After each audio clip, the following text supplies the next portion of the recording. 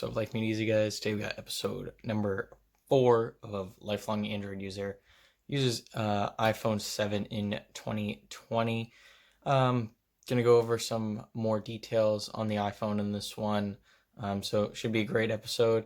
One awesome thing that I just realized is you can actually view your YouTube videos in YouTube Studio, built into the app on iPhone. I don't know why this is not available on Android. I don't know why it wouldn't be, but you can actually, when you're editing your video in YouTube Studio here, you can actually view your video. Like, it's crazy. You just hit play and it starts playing. It's like, what? Like, shouldn't that be an Android future? So let's hop into the future details. So I want to show a solution that's sort of fixing the issue of the contrast and saturation issues I'm having with the device.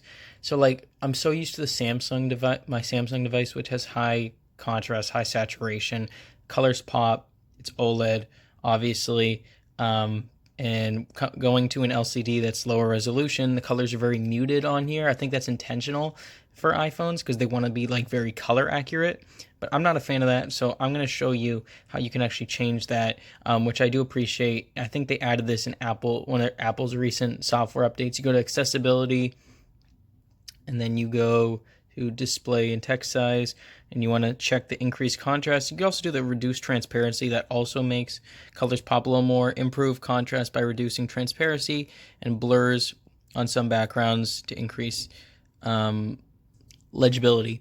So you can do that. That's pretty cool. So now I notice when you're actually in YouTube scrolling, colors seem a lot more bold. They pop more, and it's overall a better experience.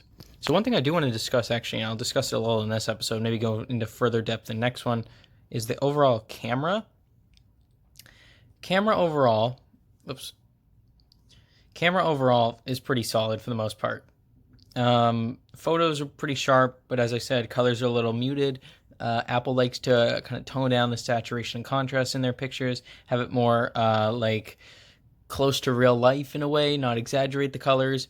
The video on here is absolutely fantastic overall. HD 60 works amazing, as you can see right here. Super smooth. iPhones are known for video, and this phone does not disappoint, even though it's a phone from, I think, 2016.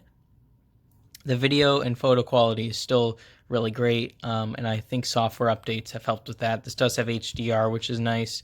And as you can see in the top right, it shows you what you're recording at, which is nice, but you still can't adjust it on this phone, which is super annoying. You have to go into the settings app and change it, which kind of sucks, and I really wish they would allow you to do that. I know you can do it on like the newer iPhone series, like the 11 or 11 Pro Max, which I don't know why they don't allow you to do it on older devices, but the HDR is nice. Just don't expect any colors to pop.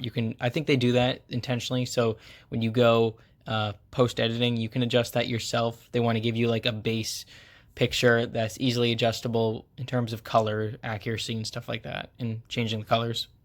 Okay, so lastly, I got one thing to gripe on in this, and it's basically that the notifications on this phone are pretty trash. I don't like how notifications work. Not when they pop up. It's just like the organization of them. It's so it's so clunky, and I just don't like the look of it overall.